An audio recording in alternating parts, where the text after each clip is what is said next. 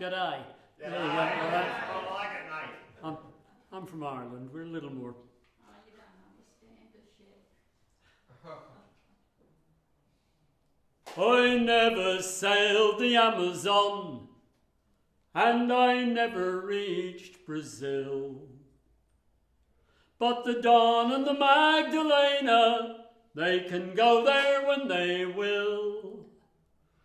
And weekly from Southampton, great steamers white and gold go rolling down to Rio.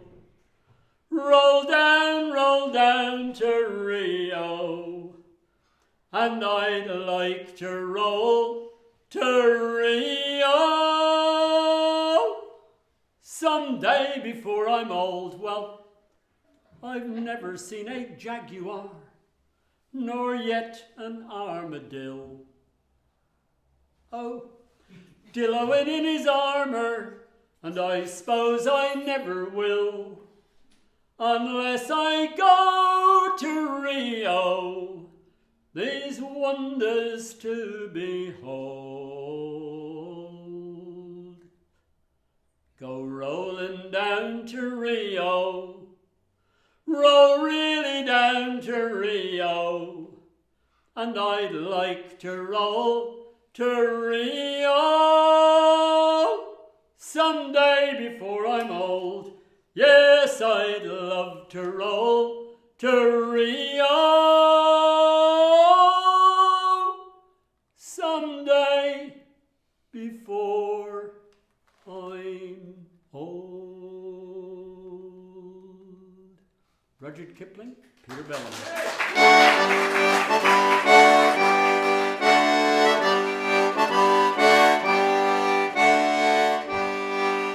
Well, a great while ago there was a schoolboy who lived in a cottage by the sea, and the very first thing he could remember was the rigging of the schooners by the quay. He could watch them from his bedroom window with the big cranes a-hauling out the freight, and he used to dream of shipping as a sea cook and a sailing for the Golden Gate.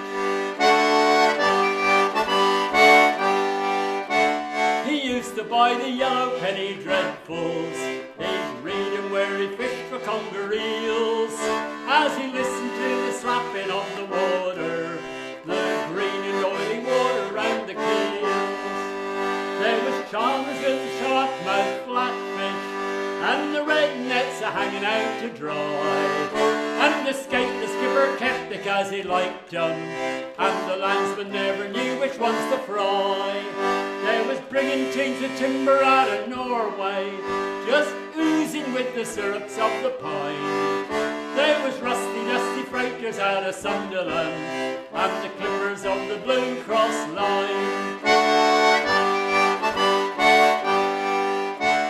To tumble down a hatch into a cabin was better than the best of broken rules, for the smell of 'em was like a Christmas dinner, and the feel of 'em was like a box of tools. And before he went to sleep in the evenings, the last thing that he would ever see was the sailor men a-dancing in the moonlight by the capstan that stood beside the quay.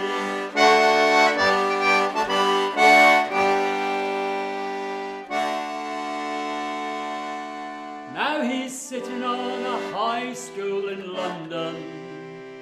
The Golden Gate is very far away, for they caught him like a squirrel and they caged him.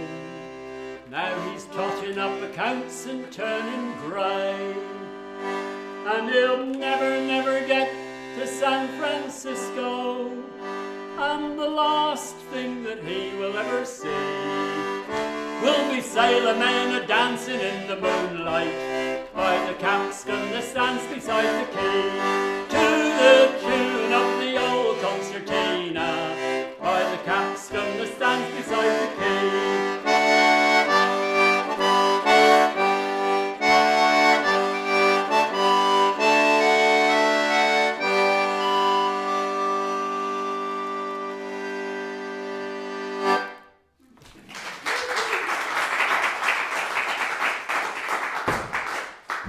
Well, good afternoon, ladies and gentlemen. Thank you for turning out in a dark hall on this bright and breezy afternoon, but I'm very pleased you're here. My name is Tom Lewis. Those first two songs, the first one was Rudyard Kipling's Rolling Down to Rio, and the second was a poem by an English poet. His name was Alfred Noyes. And if the name means anything to you, is ringing faint bells, Alfred Noyes was the gentleman who wrote The Highwayman, came riding up to the alehouse door. And that the tune of the first was made by Peter Bellamy of Yorkshire, and the second tune was by Bob Zentz of Norfolk, Virginia. And I used to be a sailor. I am a recovering submariner. You can still get a faint whiff of diesel off my skin when conditions are right. And I've got a whole load of stuff to present, but what you actually get is going to depend on how you react. So I'm going to see how many people will sing along. And it's not mandatory, but if you're not singing along, I have an old English ballad, 32 four-line stanzas with no chorus. It will handily take up the first half of the day. That's not a threat. So I was born in Belfast, in Northern Ireland, and my mother was a single parent before they invented the term. I was born while the bombs were still falling on the shipyard down below. And my mother, if she was at home, always had the radio on. And if a song was playing, and it didn't matter whether it was Benjamin Gili or Frank Sinatra or anyone, she would just sing along. So I thought that's what you did. So I sang along too. And the radio became my introduction to music and song and just throwing your head back and enjoying yourself. So this song is entitled Radio Times, which was the program magazine which came out for BBC Radio and later television. But I was born in Radio Times. Join us in the song. Raise your voice and sing along. Like our ancestors before us, when it comes round to the chorus, find the key or harmony and join us in the song. We listened to the radio when we were girls and boys. Our mums and dads said modern tunes was nought but dreadful noise. Still we kept the wireless on to hear our favourite songs.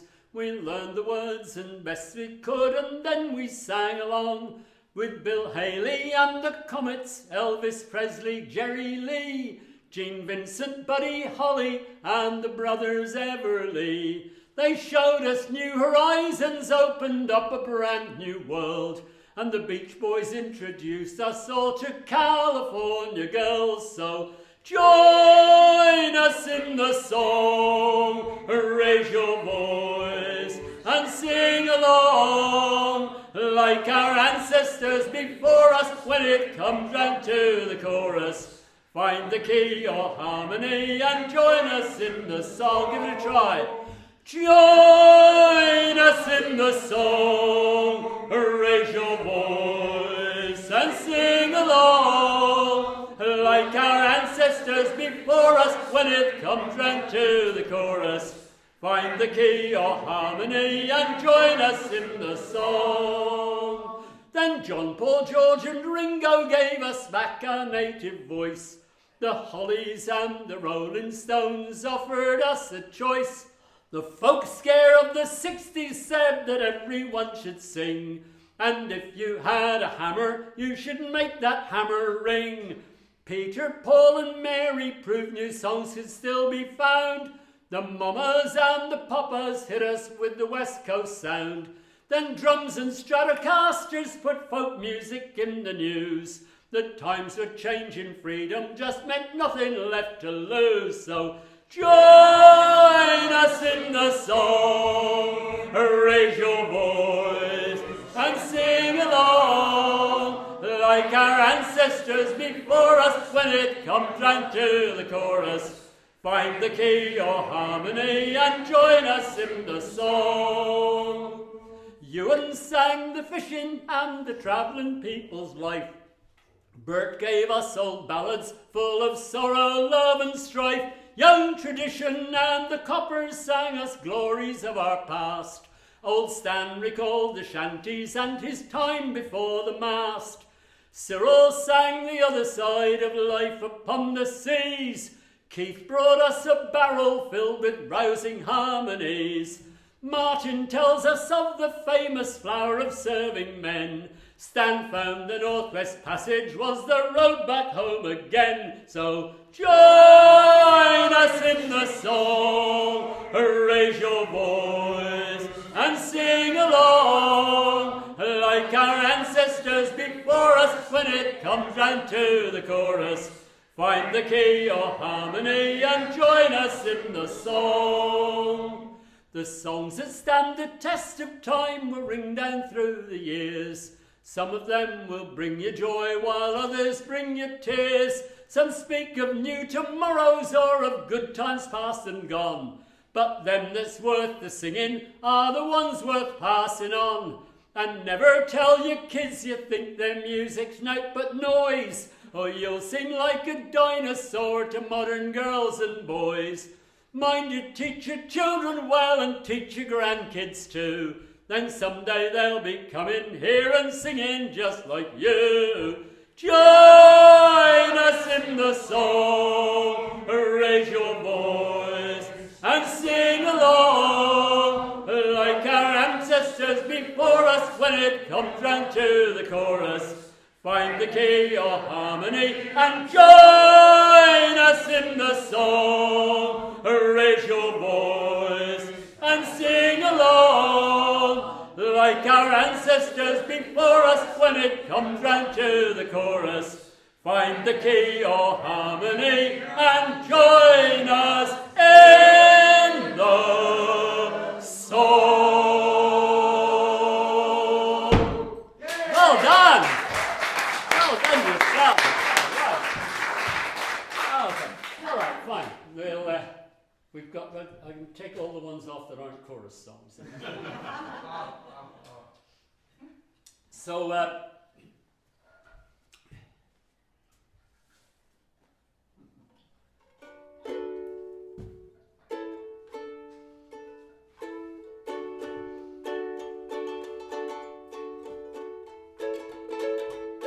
when I was just a little lad, I thought I'd like to go to sea. I became a sailor for a quarter of a century.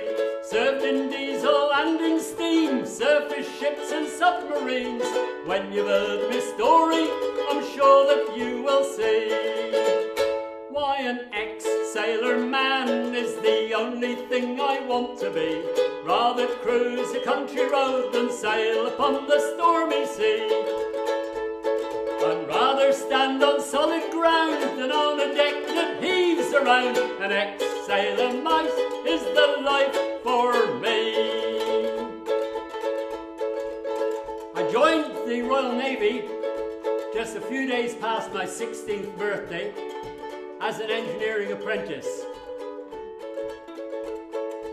I served nearly 4 years on what they call stone frigates, training establishments ashore.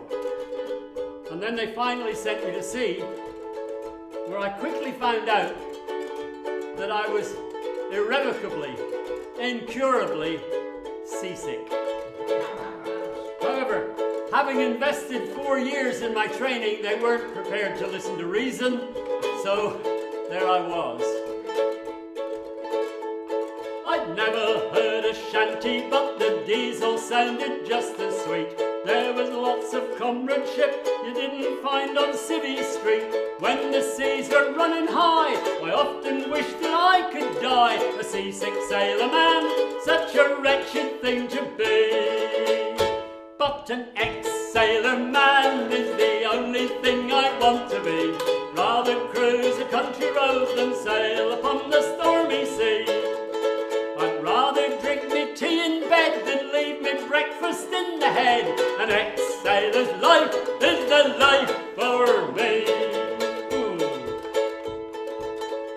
So I drank the wine, saw the sights, chased the girls in every port. San Francisco to Hong Kong, Buenos Aires to New York. I was never satisfied till I found myself a bride who didn't want a sailor man, she only wanted me. For an ex-sailor's wife is the only thing she wants to be. Rather have me safe and warm than sailing on the stormy sea. She'd rather have me in her arms than sampling another's charms. An ex-sailor's wife is the wife for me. And after all this time, I don't know what the heck I did it for. Used to seem a good idea, looking back I'm not so sure. But if I hadn't served my time, couldn't really say that I'm an ex-sailor man, never going back to sea. For an ex-sailor man is the only thing I want to be. Rather cruise the country road than sail upon the stormy sea. Aboard I used to draw me taut, given the chance I'd rather not. An ex-sailor's life is the life for me.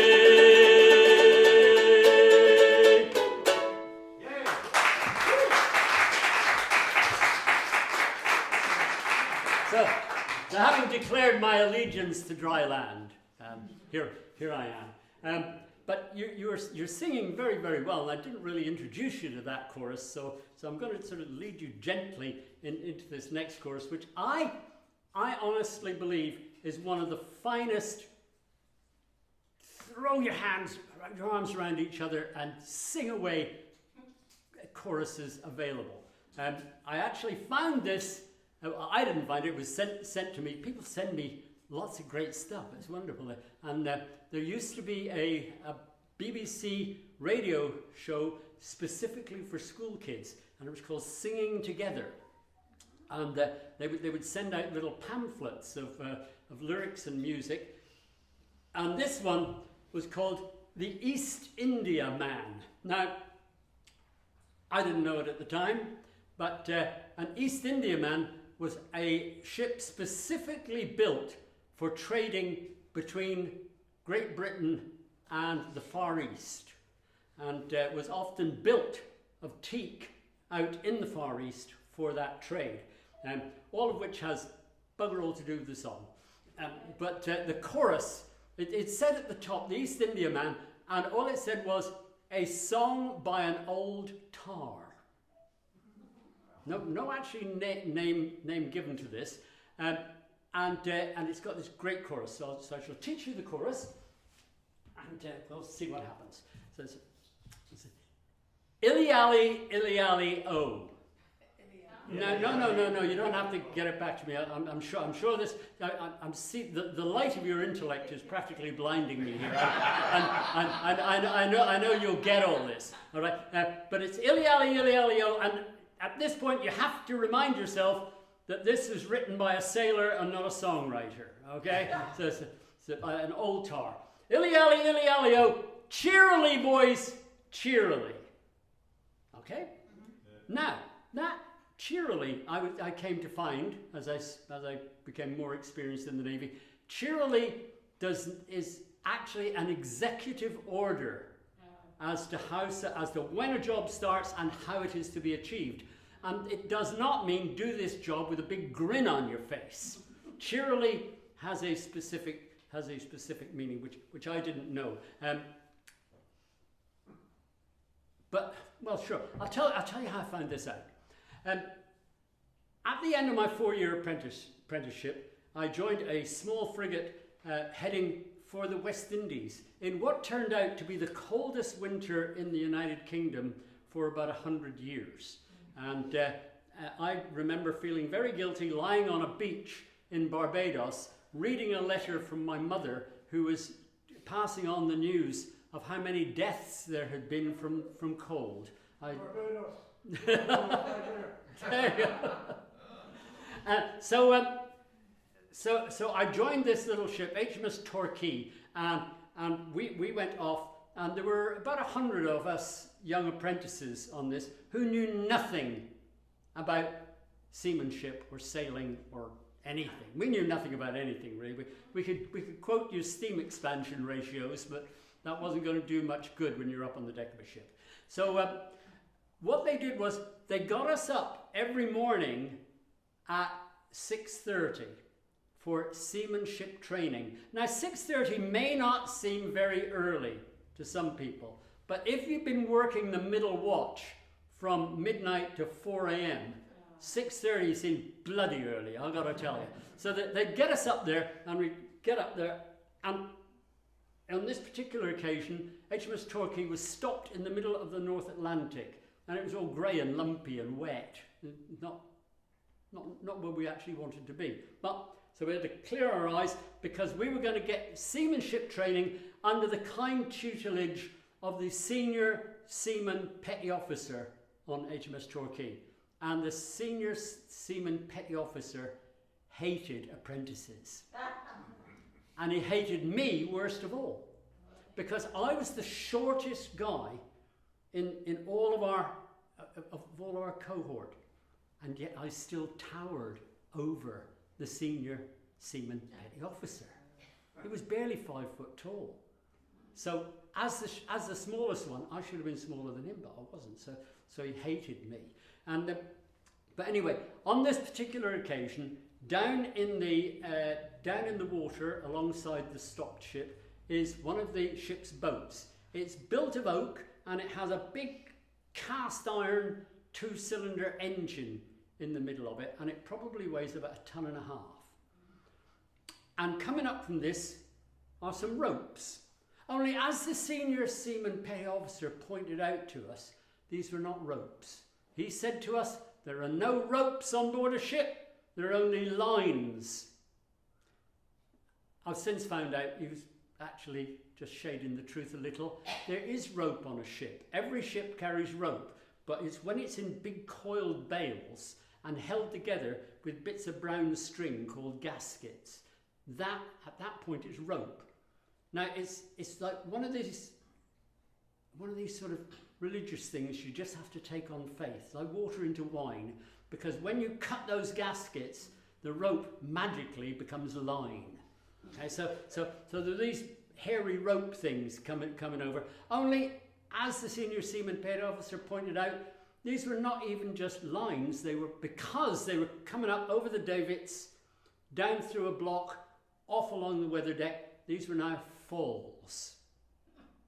So he said, "Space yourself out." So we all spaced ourselves out.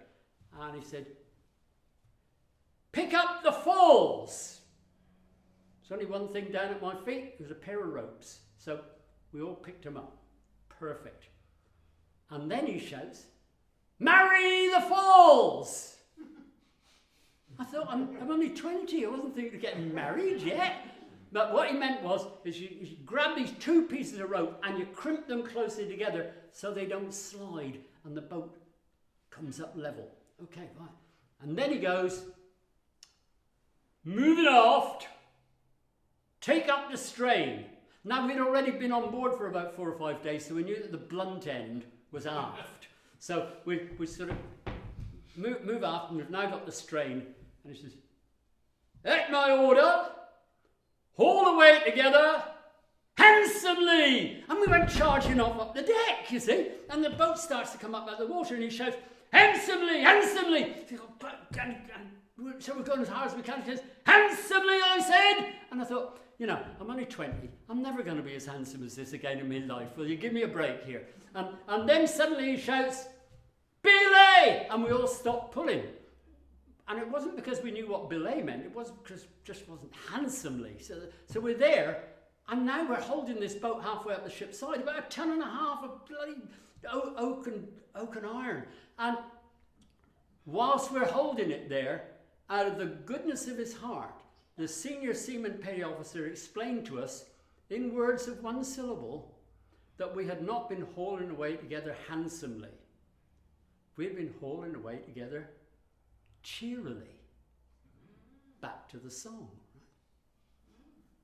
So, illy-ally, illy-ally-o, cheerily, boys, cheerily, bend your backs and give a pull, cheerily, I say. Now, at that point, not all of you may be singing. Those of you who are thinking out on the singing at that point, when I get to cheerily, I say, can shout out, I say! Or not, it's up to yourselves. And with a long pull and a strong pull, we haul away together, boys. Belay every inch of that. Belay, boys, belay. Now, the introduction's taken longer than the song, but here we go anyway. So the chorus. Illy-ally, cheerily, boys, cheerily, bend your backs and give a pull. Cheerily, I say. I say. Well, if you're not into this, we can go back to the ballads, All right, give it a second try. Illy-ally, oh, cheerily, boys, cheerily, bend your backs and give a pull. Cheerily, I say, with a long pull and a strong pull, we haul away together, boys. Belay every inch of that, belay, boys, belay. Many's the time I've sung this song when the wind's been blowing half a gale, hoisting up a yard or shaking at a reef, or hauling on the sheet of a sail. I shipped on board of a man of war in the merchant service too. I fought for me king and me country while I sailed on the ocean blue. Illy-ally, oh, cheerily, boys, cheerily, bend your backs and give a pull. Cheerily, I say, with a long pull and a strong pull, we haul away together, boys. Belay every inch of that, belay, boys, belay. Well, on a bright May day we sailed away on a big East India ship, remember that? Many, many years ago, me boys, but I'll not forget that trip. We said goodbye to Portsmouth Quay, to Susan, Kate and Jane, and we hadn't been a-sailing but an hour or more when we joined in the old refrain. Illy-ally, oh, cheerily, boys, cheerily, bend your backs and give a pull. Cheerily, I say, with a long pull and a strong pull, we haul away together, boys. Belay every inch of that, belay, boys, belay. Now I'm back from the sea again, I'm gonna coil up me ropes on shore. Have a bit of a spell with me long-haired gal, she's the one I do adore. But there's no doubt, should a war break out and seamen be required again, I'll join with me crew, me duty for to do, and we'll join in the old refrain.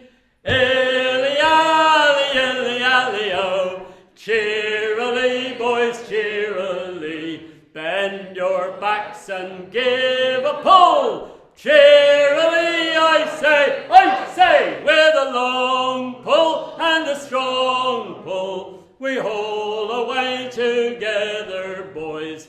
Belay every inch of that, belay, boys, belay.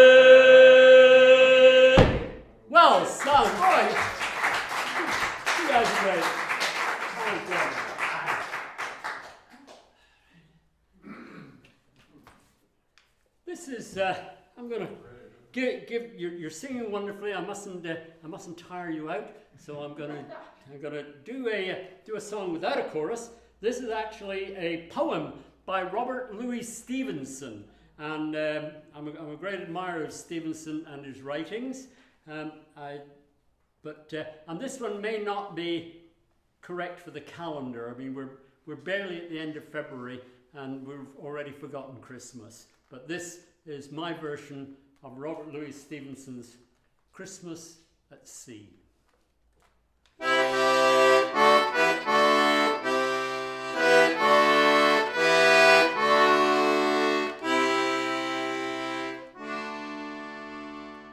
The sheets were frozen hard, and they cut the naked hand.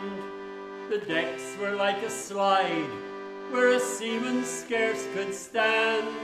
The wind was a nor'wester blowing squally off to sea, and cliffs and spouting breakers were the only things alee. We heard the surf a-roaring for the breaking of the day, but 'twas only with the peep of light we saw how ill she lay. We tumbled every hand on deck and stamped her with a shout. We gave her the main topsail and stood by to go about. All day we tacked and tacked between the south head and the north. All day we hauled the frozen sheets and got no further forth. All day as cold as charity, in bitter pain and dread. For very life and nature we tacked from head to head. We gave the south a wider berth, for there the tide race roared. But with every tack we made, we brought the north head close aboard. So as we saw the cliffs and houses, and the breakers running high, and the coast guard in his garden with his glass against his eye.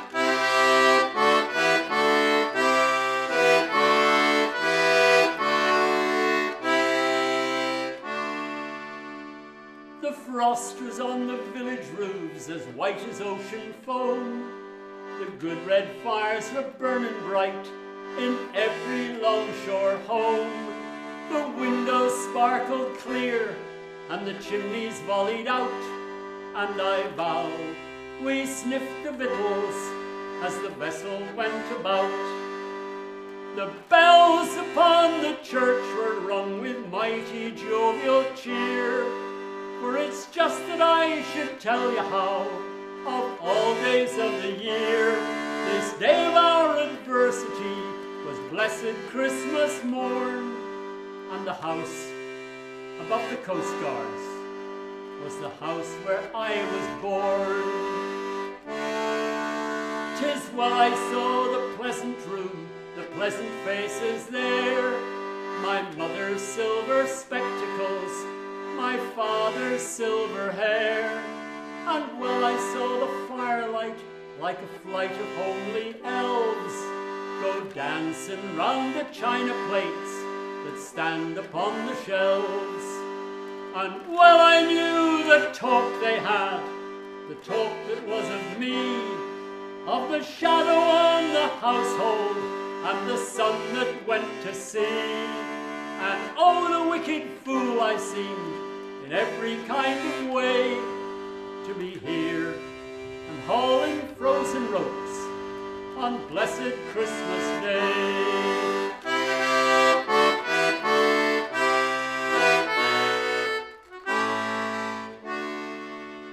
They lit the high sea light, the dark began to fall.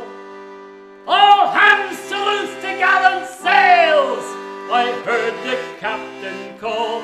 By the Lord, she'll never stand it, our first mate Jackson cried. It's the one way or the other, Mr. Jackson, he replied.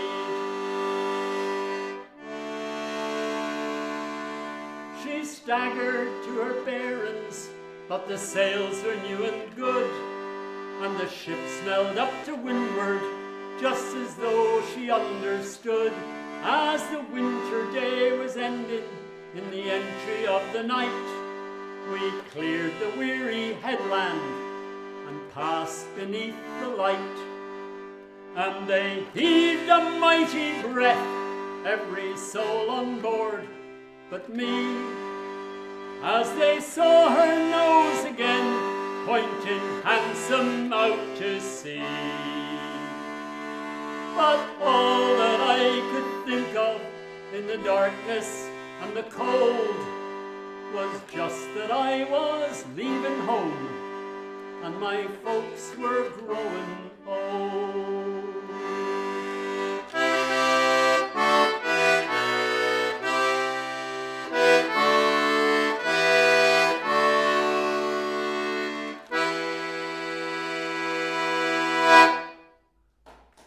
Robert Louis Stevenson, Christmas at Sea.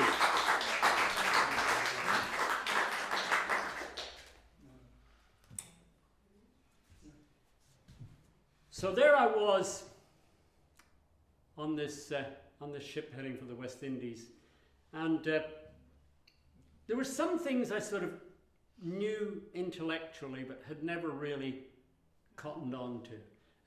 Does anybody know what watchkeeping is? No? Oh, good. Okay. Watches are the nautical equivalent of shift working.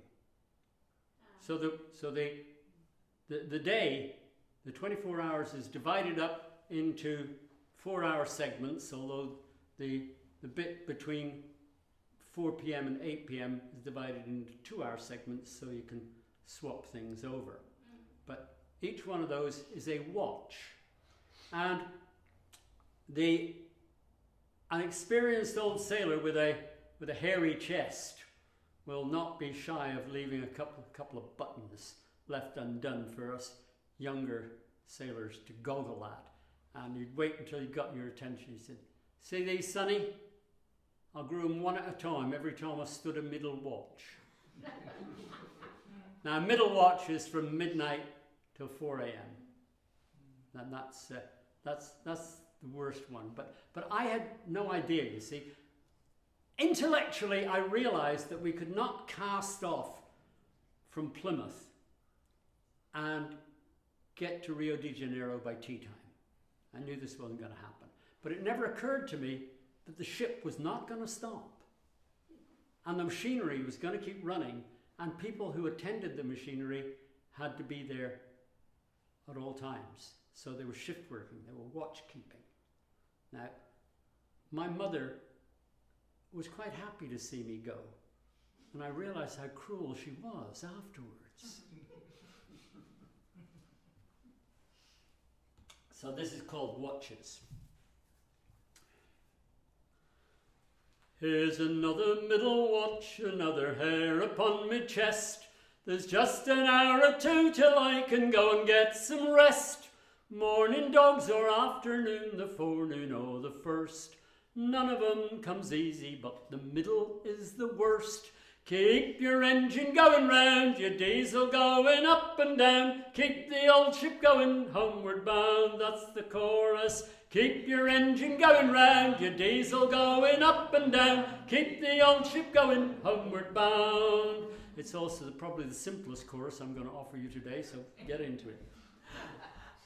How did I get into this when I was just a boy? My mother wouldn't let me go, I was her pride and joy. When she tried to stop me, I just ran away to sea. But mothers always know best now, that's very plain to me. Keep your engine going round, your diesel going up and down. Keep the old ship going, homeward bound. I'd never heard of watch-keeping, I can't have been too bright. I thought that when the sun went down, we'd anchor for the night. But my old sea dad put me straight, he said, we're 1 in 3. That's 4 hours on and 8 hours off and working in between. So keep your engine going round, your diesel going up and down. Keep the old ship going, homeward bound. At 4 o'clock next morning, I was down below in hell, scrubbing plates and punching sprayers, making tea as well. After 4 long hours, I was really fit to drop. I had an hour off for breakfast and I turned 2 up on top. So keep your engine going round, your diesel going up and down. Keep the old ship going, homeward bound. But then I heard in submarines there's extra money paid, and only 2-hour watches, so I thought I'd got it made. I quickly volunteered, only to find I had been green, 'cause that was 2 hours off and 4 hours on, working in between. So keep your engine going round, your diesel going up and down. Keep the old ship going, homeward bound. After 20 years you find there's not much left to learn, but when it comes to watch keeping you have to take your turn. When you shake and just roll out and get yourself below, 'cause your oppo's waiting for relief, so off watch he can go. Keep your engine going round, your diesel going up and down. Keep the old ship going, homeward bound. 'Cause here's another middle watch, another hair upon me chest. There's just an hour or 2 till I can go and get some rest. Morning dogs or afternoon, the forenoon or the first. None of them comes easy, but the middle is the worst. Thank you.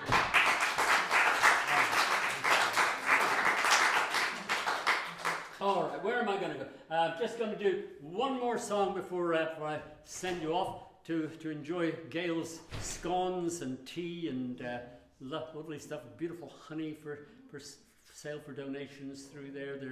There are down here CDs, a sunset technology, if ever I knew one, I gotta say. But they're still a nice piece of solid stuff to take away home with you. And nearly all cars have CD players nowadays. Not anymore. Okay. All right, where are we? Oh yes, I am going to sing a shanty that you all know, and it's not the Weller Man. All right, this is a shanty called Nassau Bound, and you all know this one. You see, so this is a shanty from the Bahamas called Nassau Bound.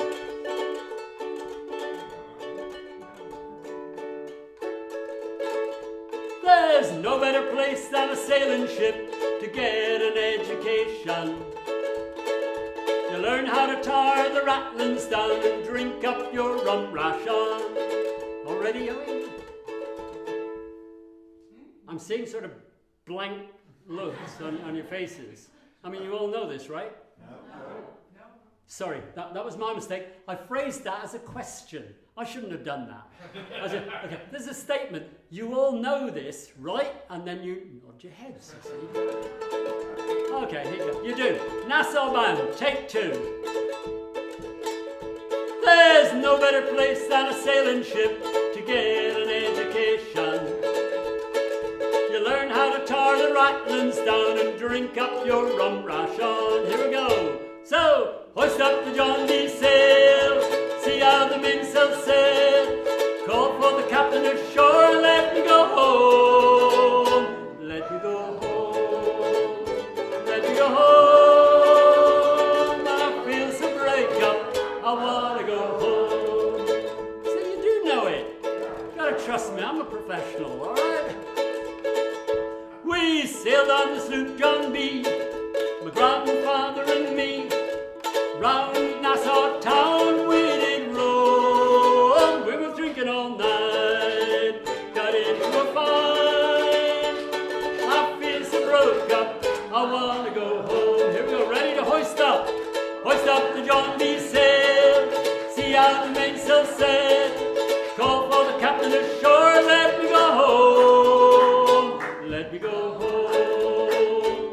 Let me go home. I feel so broke up, I want to go home. We carried the ladies to Nassau town like other sailing boats. There were 20 trunks down in the hold of petticoats, but The first mate, he got drunk, broke up the lady's trunk. Constable, come on board to take him away. Sheriff Johnstone, leave me alone. I feel so broke up, I want to go home. So, hoist up the John D. sail, see how the midsail sail. Call for the captain ashore, let me go home. Let me go home, let me go home. I feel so broke up, I want to go home.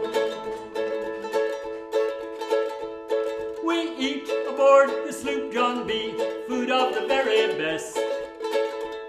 But Cookie, he never calls it food, he only calls it a mess. Then Cookie, he took to the fits, throw away all of the grits.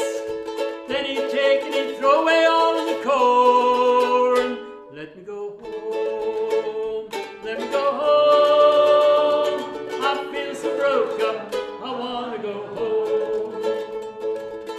So this really is a sea shanty from the Bahamas, and it really is called Nassau Bound. And it was only for the purposes of Tin Pan Alley that it ever got called the sloop John B. And I learned this version when a friend of mine, Gus Pedersen, who's a book dealer in New York City, he'd been visiting the Library of Congress in Washington, D.C., and he had gone into the American Folklife section to have a route around, and he found a manuscript that he thought might interest me, so he had them photocopy it and he sent it to me. And I opened it up and I realized, don't I know this song already? And I realized that this was a version of a song that I knew as the sloop John B.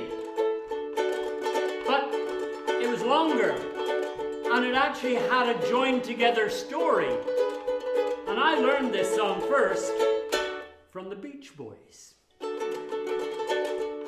But the Beach Boys did not sing the whole song. They only sang the B parts of the verses and the chorus, completely omitting the A parts of the verses, which made the whole thing into a story. So I kept researching, and I found out that it really wasn't the Beach Boys' fault, because the Beach Boys learned this song from a recording by the Kingston Trio. And the Kingston Trio, when they recorded the song, they only sang the B parts of the verses and the chorus, completely omitting the A parts, which turned the whole thing into a story. But then it turned out it wasn't the Kingston Trio's fault at all, because they learned it from a recording by Harry Belafonte. Now, Harry Belafonte was no mean traditional music researcher himself, and he had found this song in the American Folklife section of the Library of Congress in Washington, D.C. And when he went into the studio, he recorded everything. He recorded the A parts, the B parts, the chorus, the variants, all sorts of stuff that the researcher had found and put in the American Folklife section of the Library of Congress in Washington, D.C. But it lasted about 6 minutes. And this is back in the 50s. And he was recording for a group called HMV. Now the irony abounds here when you consider the color of his skin, and he's recording for a recording company called His Master's Voice. And I can only imagine when the board of directors were sitting around big table, having listened to one of their new stars singing a traditional sea shanty that's 6 minutes long, and they went, they'll never play this on AM radio. So they gave it to their engineers, who took scissors to the whole thing, ripped out various parts and made it 3 minutes and 27 seconds long so that it would play on the radio. But a funny thing happens when you get a traditional song and you try and stitch it up maybe some way close to the way it might have been originally. You start to get a story. And in this case, you get a sea shanty called Nassau Bound. For there's no better place than a sailing ship to get an education. You learn how to tar the rattlings down and drink up your rum ration. So, hoist up the John B. sail, see how the minstrel said, call for the captain ashore, let me go home, here we go, let me go home, let me go home, I feel so broke up, I want to go home, feel so broke up, I want to go home.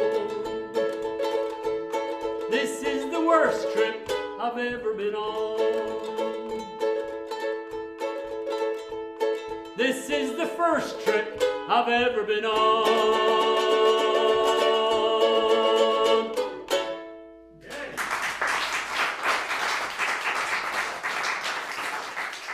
Every presenter running any venue of whatever size, any presenter needs a box in which to put his performer so that the potential audience can have some idea of what they're going to get. And I am very often introduced as a singer of sea shanties. Now, I actually know a lot of sea shanties. I've actually written a few, because they're not traditional, but I've written a few songs which can be described as shanties. And for the uninitiated amongst you, technically, an ethnomusicologist would tell you, a sea shanty is a job which was used to assist work on board square-rigged ships. And it's true that every job done by more than one person on one of those old ships, every job had a song, and every song had a job. And the job was to maximize and coordinate the muscular effort of the crew. And the fella who led the song was called the shanty man. And there were shanties for swabbing the deck, there were shanties for tramping around the capstan and getting the anchor up, there were shanties for hauling on, by the way, sheets. Sheets are not sails. Sheets are the line which is attached to the sail to move it.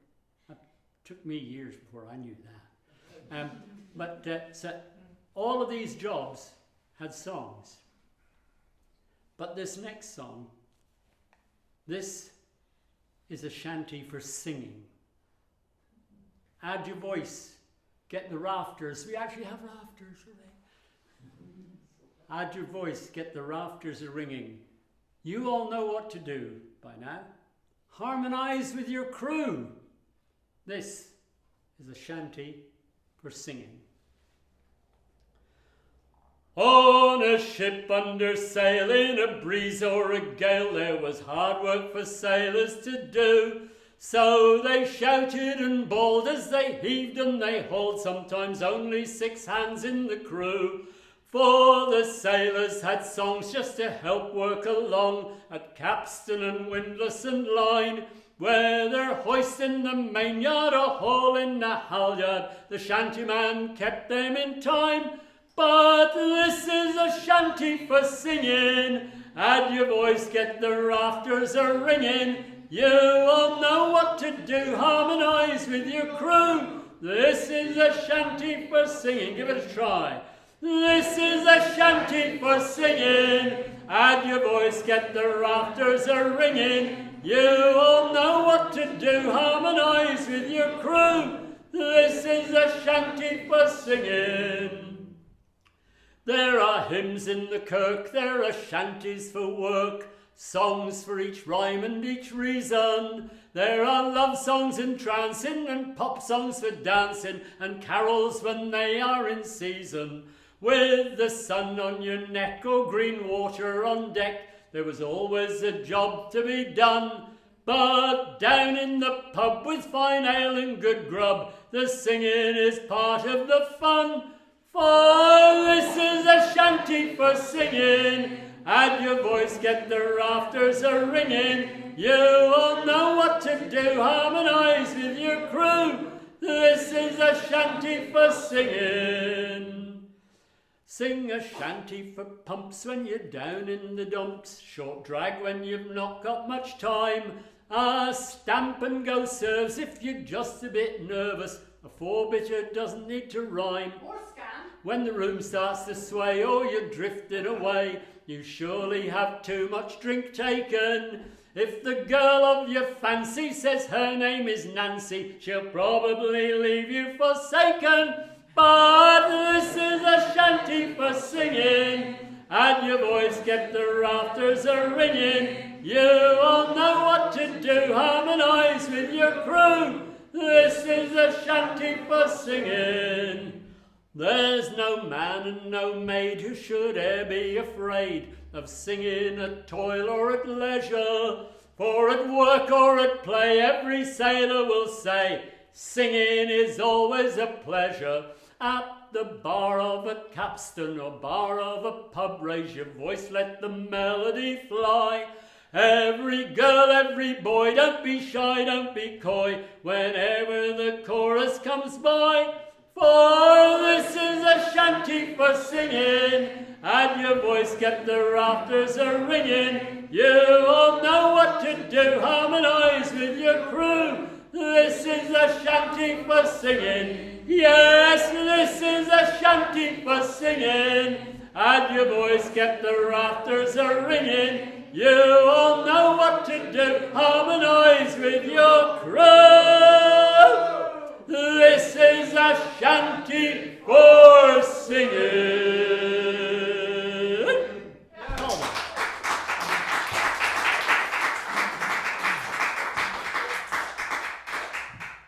We have in our midst, unbeknownst to the rest of you, another recovering submariner.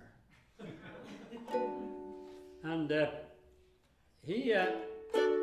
he plied his trade in O-class boats, as I did, although I was also on one P-class boat and one wartime A-class submarine. But they all have one thing in common. These are diesel-electric submarines. I'm not talking about nuclear submarines, and I believe that's an issue over here at the moment, but we'll pass that by. And so all the submarines that he and I were on suffer from the same problem. There's not much room in there. Now, everything is in short supply on a diesel-electric submarine, but one of the things that's mostly in short supply is fresh water. Now, I was told about 30-second showers, but we never had. Every submarine I was on, we cast off, we got out, and within 10 minutes you heard the tannoy click on. And do you hear there? The submarine is on freshwater rationing. The bathrooms are closed. Pommy submarines. With tough pommy submariners, yeah. Well, dirty ones anyway. And but you see, I'm not quite sure about Australian submarines. And if you want to see one of these and experience it, you've got one down at the Maritime Museum there in Sydney. It's Onslow? No. Otway, that's it. And it's just the same as the submarines we used to sail on. In fact, he may have actually sailed on it, I don't know. But British submarines, British ships in the Royal Navy, are allowed to carry beer on board. However, there's never been a submarine which was designed with a compartment labelled beer store. You're allowed to have beer, you just got nowhere to stow it. But then again, you weren't going to use the showers anyway. So you couldn't use the showers because they were topped up with beer. And by the time you were coming home on up channel night, they were topped up with empty beer containers. So this is a song about showering on a submarine. So, because as you will testify, diesel oil has the propensity to get into your skin and hide several layers down in the dermis. And it may not be there forever, but it's there for a long time.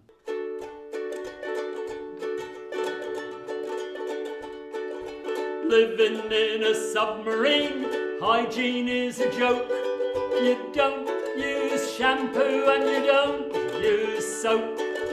Down by the bathroom, hear the tankies swear. You'd better not waste any water in there. On the surface, on the bottom, or somewhere in between. It really doesn't matter if you're dirty or you're clean, 'cause able seaman chiefy, the skipper or the queen, nobody showers in a submarine. Can you tell what the chorus is? On a diesel boat, you got no water to spare. You can't use the shower, stow the beer in there. You're oily and grimy for a month or so. On up channel night, to the bathroom you go. On the surface, on the bottom, or somewhere in between. It really doesn't matter if you're dirty or you're clean, 'cause able seaman chiefy, the skipper or the queen, nobody showers in a submarine. However, on the night before you're going to get back to civilization, you are allowed to have a rudimentary shower, but you're on your honor not to have more than 2 basins full of water. So you head down to the bathroom and you fill your 2 basins with water, and you're armed with a pint beer mug, which is the easiest thing to throw water at yourself. And once your skin is wet, you then rub soap on it. It's at that point you realize there is so much diesel oil impregnated into your skin that soap will no longer lather. So you have to resort to sterner measures. And it's at this point you notice that down underneath the sink is a large tin of Swarfiga industrial degreasant.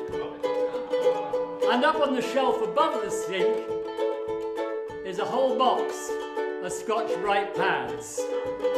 And you're now about to indulge yourself in full bodily application of Swarfiga by Scotch-Brite pad. 2 basins of water and a pint beer mug. Get your lagging off and get ready to scrub. Put some green jelly on a scratchy pad. Grit your teeth and start scrubbing like mad. On the surface, on the bottom, or somewhere in between. It really doesn't matter if you're dirty or you're clean, 'cause able seaman chiefy, the skipper or the queen, nobody showers in a submarine. When you're red as a lobster, then you're ready to rinse. Some foo-foo dust will make you smell like a prince. The last of the water's just enough for your teeth. So finish up pronto, make some room for the chief. On the surface, on the bottom, or somewhere in between. It really doesn't matter if you're dirty or you're clean, 'cause able seaman chiefy, the skipper or the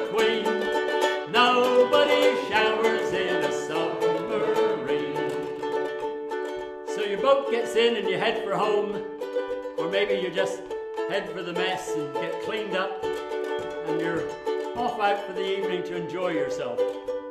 However, that was only a temporary expedient with the Swarfiga and the Scotch Brite, because you still have a lot of diesel hiding under the surface of your skin, which doesn't make itself apparent until your temperature starts to rise in those more intimate little moments.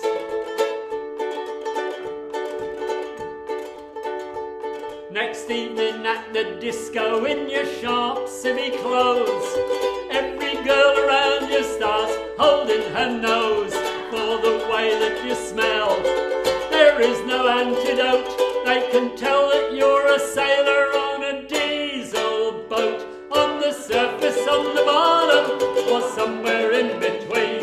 It really doesn't matter if you're dirty or you're clean, 'cause able seaman chiefly, the skipper or the queen, nobody showers in a submarine.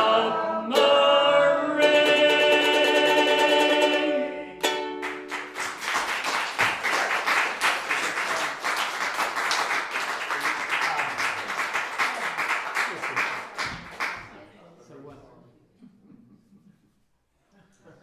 Where am I? Ah, yes. So, when I finished my 24 years in the Royal Navy, Lynn and I decided to go off and have an adventure. And I have to say the adventure was nothing to do with standing on a stage and singing folk songs. We were going up to the Rocky Mountains of British Columbia, about 700 kilometers east of Vancouver and 3,000 feet up in the foothills of the Rockies. A small town called Salmo, British Columbia. Why am I taking this? That's not... Is this what I was going to do? Oh dear. Do Landlocked after. Do this one first. Okay, fine. Do you know what it is? That's right. Thank you. Well done. She does know what it is. At my age, I often leave my memory behind, but Lynn picks it up and makes sure that we've actually got it. Yeah. So we lived in Canada for 30 years, and during that time, I was not expecting to be a folk singer of any ilk, but life has strange ways of sending you. So I did find out that I could make a slim living traveling all over the United States and Canada. I've actually sung sea shanties in Omaha, Nebraska. That's more than 1,000 miles in any direction from salt water. I've played in more than half of the lower 48 states. I've played nearly everywhere in Canada. I've played in Alaska. I've played in the Northwest Territories. Those places that seem to have adventure embroidered into their names. And yet wherever I went, I kept meeting almost the same elderly gentleman every time. I mean, I say elderly gentleman, when I think of it now, they were probably younger than I am now. But I kept meeting people who obviously had a lifelong but unrequited love affair with everything to do with the sea and ships and sailors. And they would come to my concerts and they'd want to talk to me and they'd ask me questions, and it was the same questions that I heard the last time. And then they'd very often share their life stories with me, many of which were truly inspiring and some of which were wrist-slashingly desperate. But they made a huge impression on me. Their questions, their stories, the words they used. One old fella, he was way up in his 80s, and he was in Regina, Saskatchewan. Now, you can't really get much further from the sea than Regina, Saskatchewan. And I was talking to him, and I remember him saying something that I will never forget. He said, "You know, I never saw the ocean except in the movies and the TV." And I was struck by that. And I was about to commiserate with him when he suddenly grinned and winked and he said, "Don't give up on me yet, though." So this is for all those old would-be sailors and for whom we're not given up on yet. It's called All at Sea.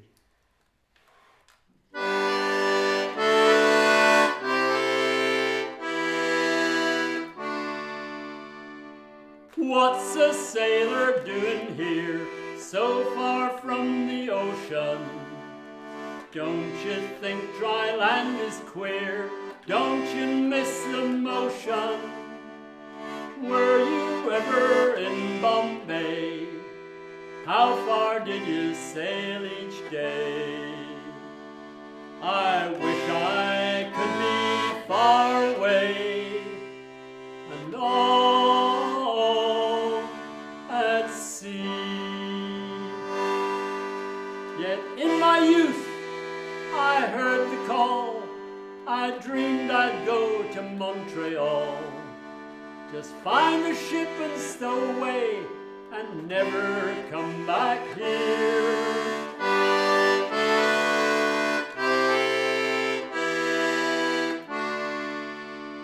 Did you ever have a bird riding on your shoulder? Lonesome squinting in the sun, make you seem much older. If you did it all again, would your life be just the same? Mine's been wasted, full of pain. I'm all at sea. Yet in my youth I heard the call. I dreamed I'd go to Montreal. Just find a ship and stow away and never come back here.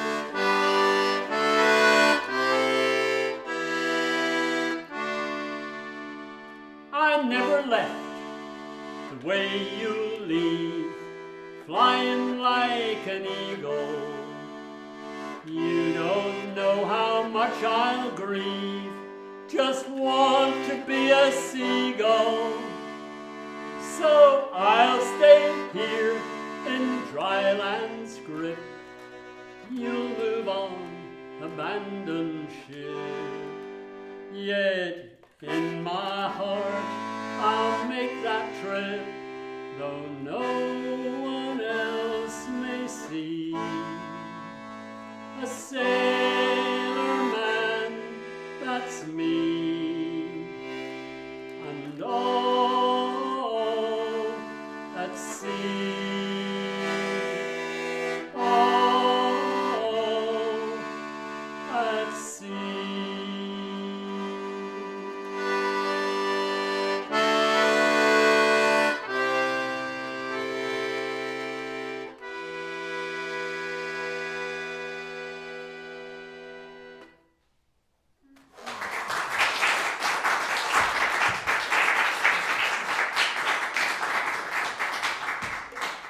So 1983, I took my very small pension from the Royal Navy, and Lynn and I arrived in Salmo, British Columbia.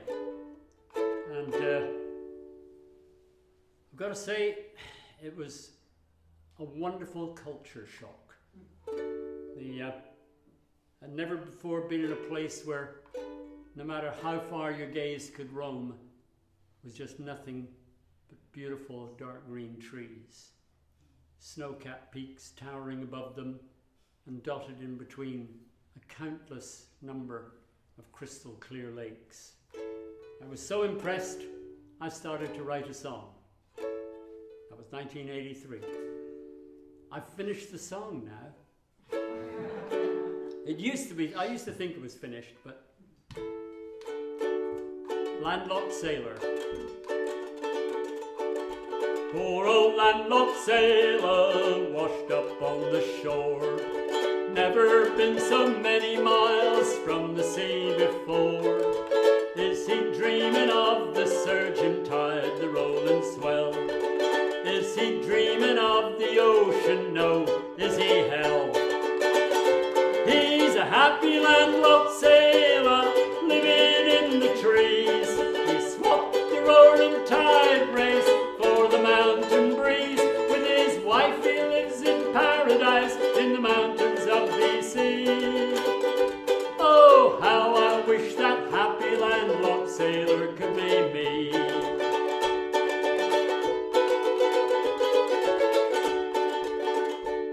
He finds that on the lake he's never bothered by the tide. All his navigation is done on the mountainside.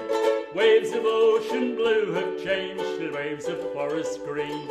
White horses into snow-capped peaks as far as can be seen. He's a happy landlocked sailor living in the trees.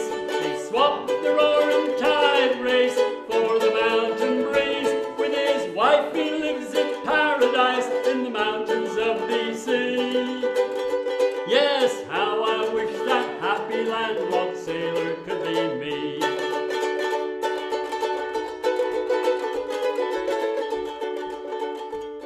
He used to sail the sea lanes to exotic ports of call. Now he cruises dusty roads down to the local mall. His roving days are over, his feet upon the shore. He's never going back, he's on dry land forevermore. For I'm the happy landlocked sailor, I'm living in the trees. I swap the roaring tide race for the mountain breeze. With my wife I live in paradise in the mountains of BC. So now you know that happy landlocked sailor's really me. And that's where the song used to end. But as John Lennon famously said, life is what happens when you're out making plans. Now we're living on our lovely French barge on the River Shannon in Ireland. Pleased so to do. We returned from Canada for Lynn's lovely mum, who needed a bit of support. She's passed now, which is just as well. She never got to see Brexit or Boris Johnson as Prime Minister. And that last was one B too far. So we moved to Ireland. And although we love it, we're here escaping the rain for a couple of months. But a new chapter in your life, we decided, needs a new verse for the song. So now that landlocked sailor has gone back to the waves, he found that life upon dry land was not the life he craves. He needs to haul his anchor up to set his spirit free. And just like a real captain's mate, Lynn keeps him company. For they live on a canal boat that's crammed with sailors' junk. The deck moves underneath their feet, their bed's a cozy bunk. And now they've got their sea legs back on rivers they will roam. To you it might seem like a barge, to them it feels like home. Yes, to you it might seem like a barge, to us it feels like home.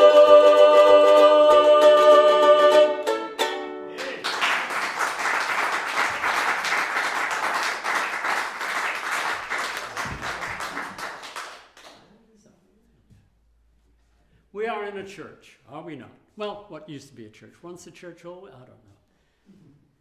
This is a song that's taken us far and wide. It's not the most recorded song, but I feel it's appropriate this afternoon.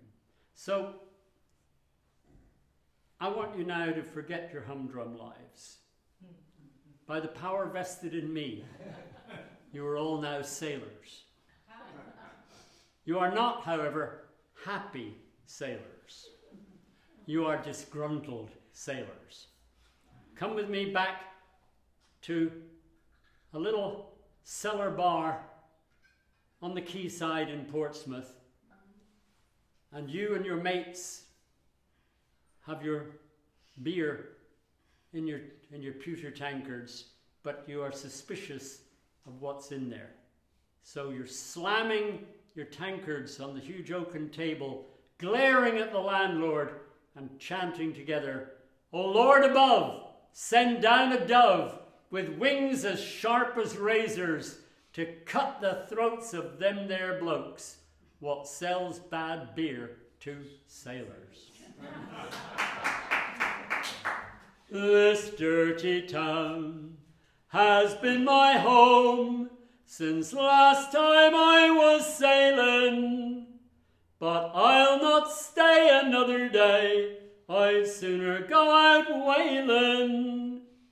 O Lord above, send down a dove with wings as sharp as razors to cut the throats of them there blokes what sells bad beer to sailors. Paid off me score, and then ashore, me money soon was flying, with Judy Lee upon my knee, and in my ear she's lying. O Lord above, send down a dove with wings as sharp as razors to cut the throats of them there blokes what sells bad beer to sailors.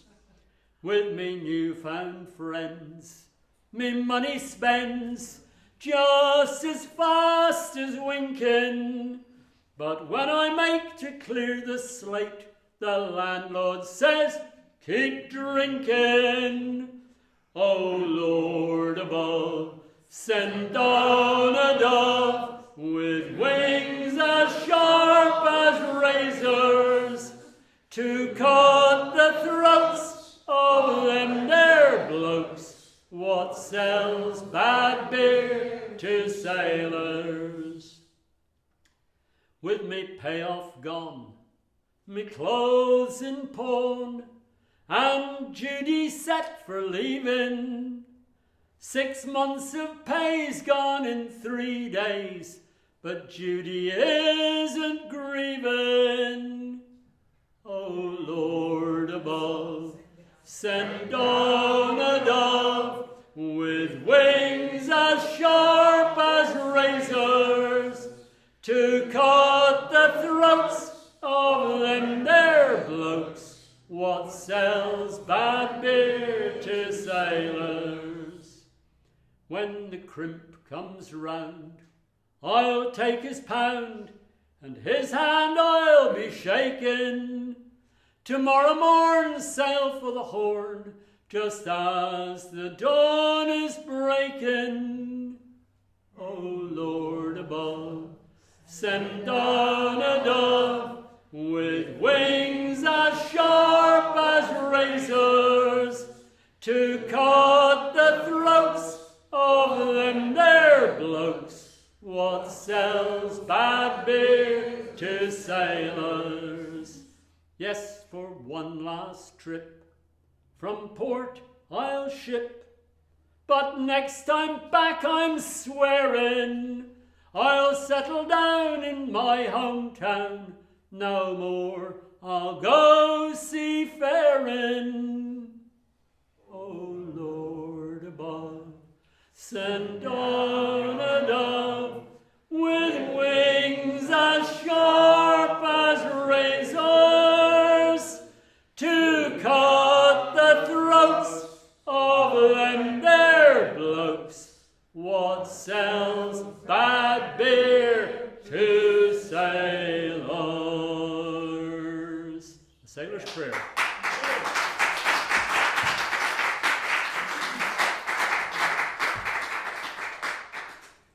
A name with which you will be unfamiliar is of a woman called Cicely Fox Smith.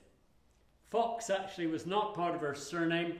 Her father gave her and her brothers the middle name of wild animals. Her father was a solicitor in Birmingham, but she led a much more adventurous life. By 1912, she had found herself working in the office of a sawmill on the banks of the Fraser River in British Columbia, where she was entranced with the lives and the social lives and the technicalities of the sailors that she met at her sawmill. And later she came to put that all down in poems. Her name was Cicely Fox Smith, and she was published as C. Fox Smith because the publishers of the day did not feel that there was a market for nautical poetry by a mere woman. But this mere woman in 1914 heard the call of empire. She got a train on the newly built railroad from Vancouver to Montreal. She got on a steamer to Southampton. She got another train up to London, and she enlisted in the Fannies, the Female Army National Yeomanry. And she trained as a nurse and then drove an ambulance on the Western Front for 3 years.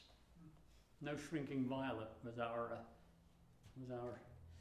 Cicely. But she wrote a poem called So Long, and it's really about the gig economy. They didn't have the term there, but the gig economy of a sailor.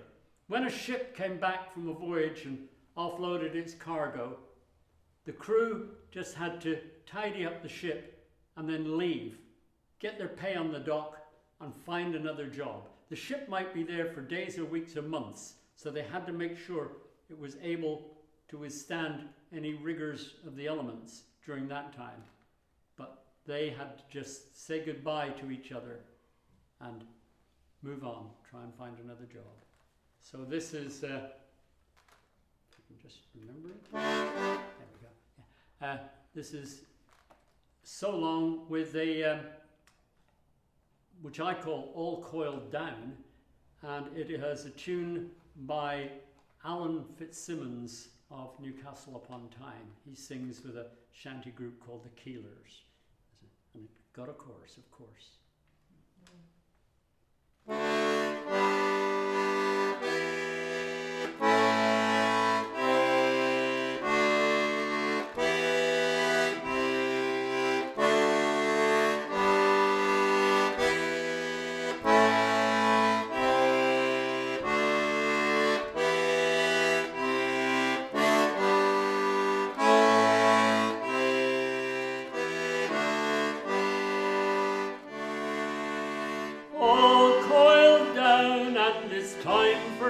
Go. Every sail's furled in a neat harbour stow. Another ship for us, and for her another crew. So long, sailor man, good luck to you.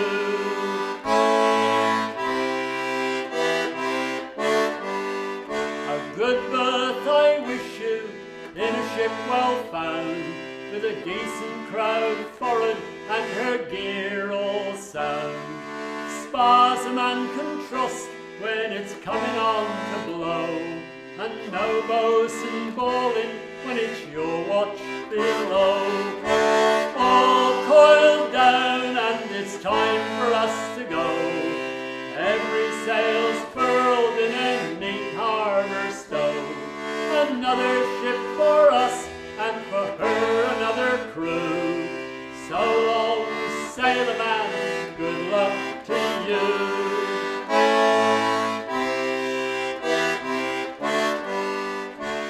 Fun and friends I wish you, till the pay's all gone.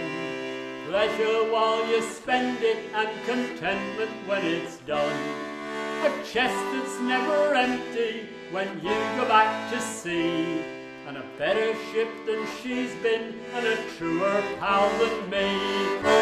All coiled down and it's time for us to go. Every sail's furled in a neat harbour stow. Another ship for us, and for her another crew. So long, sailor man, good luck to you.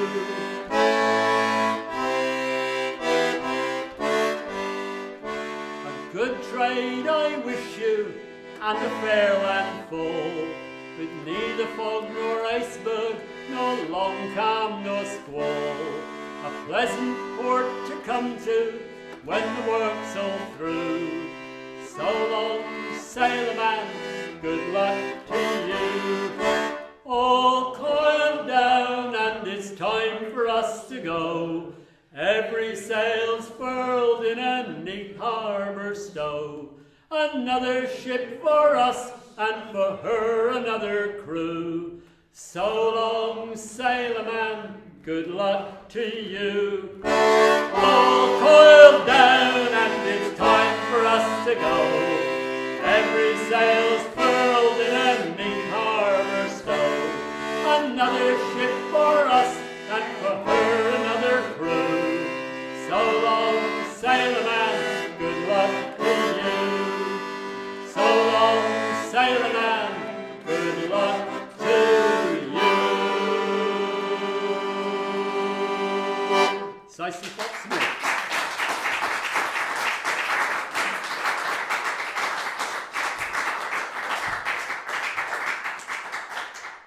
I'd like to thank you all for coming this afternoon. If that sounded like a farewell song, it was, but it's not the end, because I've got one more chorus I'd like you to join me in, and I don't want to leave you going out of here staggering with seasickness or anything. So I'm going to end up on dry land, and this is a song. It's not of my writing. It's actually written by a wonderful friend of ours since passed, Alan Bell. Late of the Blackpool Taverners, and writing great songs. And this is a song he wrote after falling into conversation with an old music hall performer called Sam Sherry. Sam Sherry started out as the youngest of the five Sherry brothers, who were a song and dance act.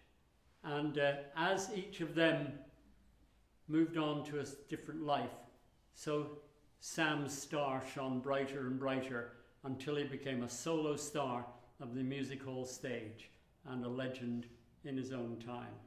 And this is the song that Alan Bell wrote for him. It's called the Minstrel Song. And of course it does have a chorus.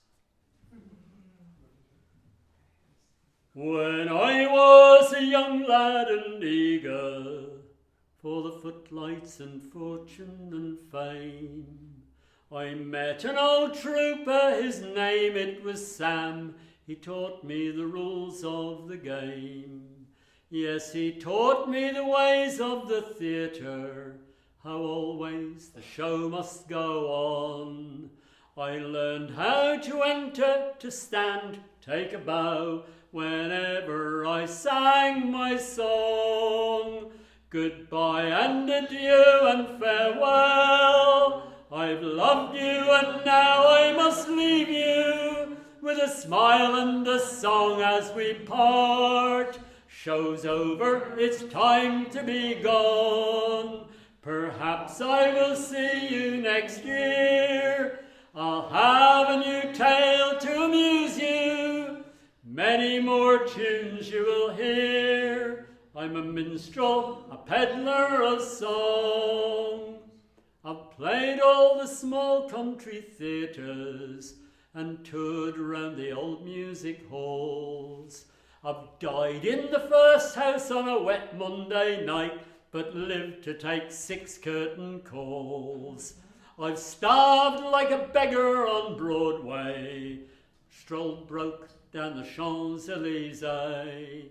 But when the show closed and the curtain came down, I could always smile and say, goodbye and adieu and farewell. I've loved you and now I must leave you, with a smile and a song as we part.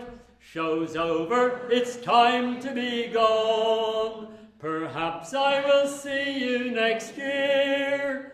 I'll have a new tale to amuse you. Many more tunes you will hear. I'm a minstrel, a peddler of song. I've courted the girls from the chorus and lingered in many's the late bar. I've gazed up in awe at my name in bright lights to think I had become a star. I once loved a beauty called Nancy. Her loving was so sweet and strong. But she wanted a house and some kids and a dog, so sadly I sang my song. Goodbye and adieu and farewell. I've loved you and now I must leave you, with a smile and a song as we part. Show's over, it's time to be gone. Perhaps I will see you next year. I'll have a new tale to amuse you. Many more tunes you will hear. I'm a minstrel, a peddler of songs. I've spent all my life entertaining and lived by the stage door routine.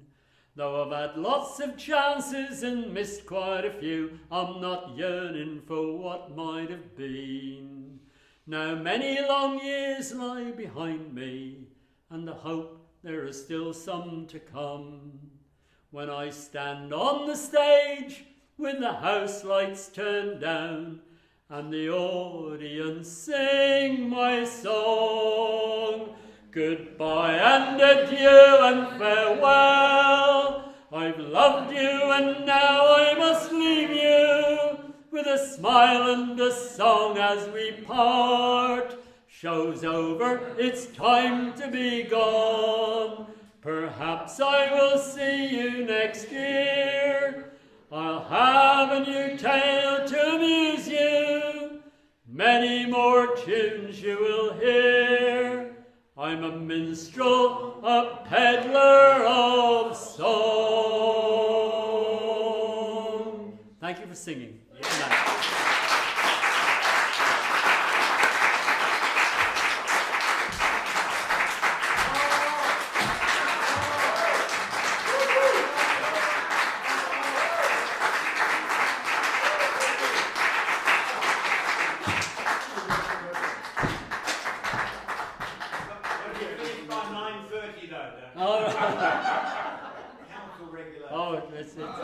It's got to be the 32 four-line verses that I'm afraid.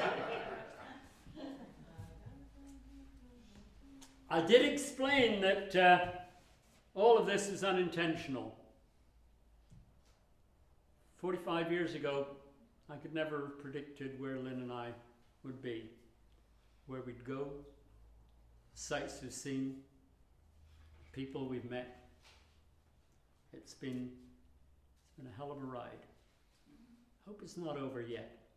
But it all started because I wrote one song and people took it up. It's now been recorded by over 50 groups and solos around the world. It's been in a movie. It's been in a stage show, and I could never have dreamed. But I've got a lot to thank it for. I owe it more than we owe it, more than we can repay. Don't haul on the rope.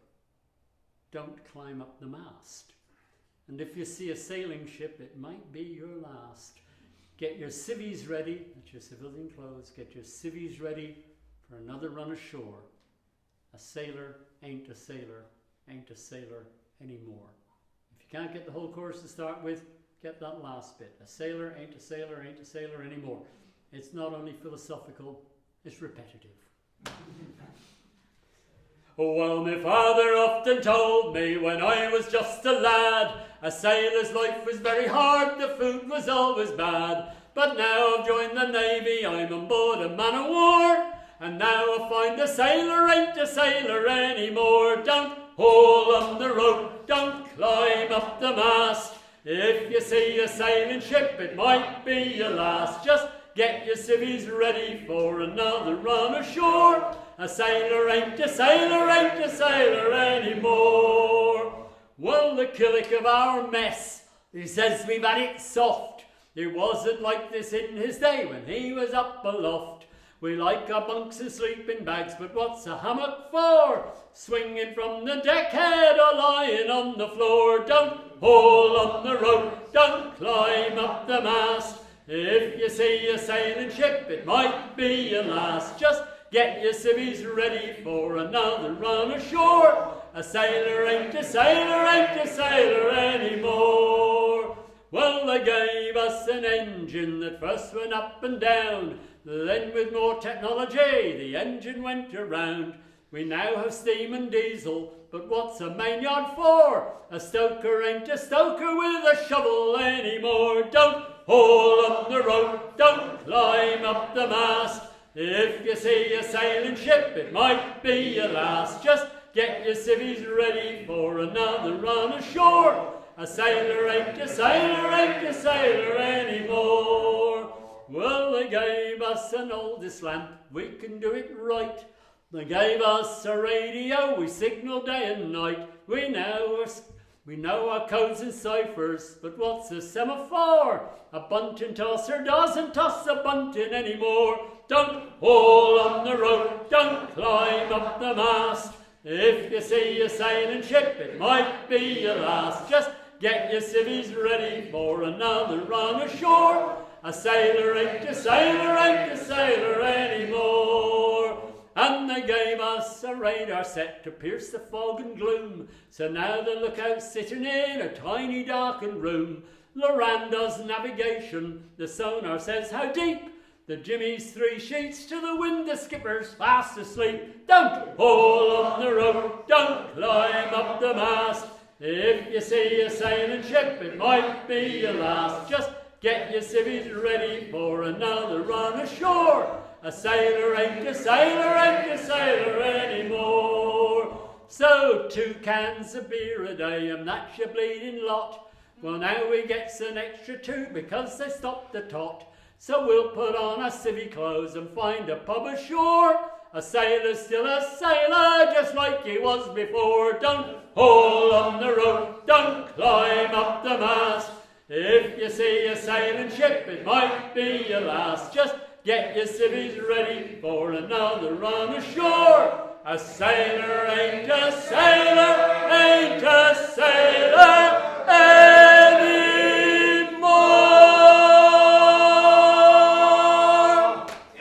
The Humph, thank you. Thank you, Wayne.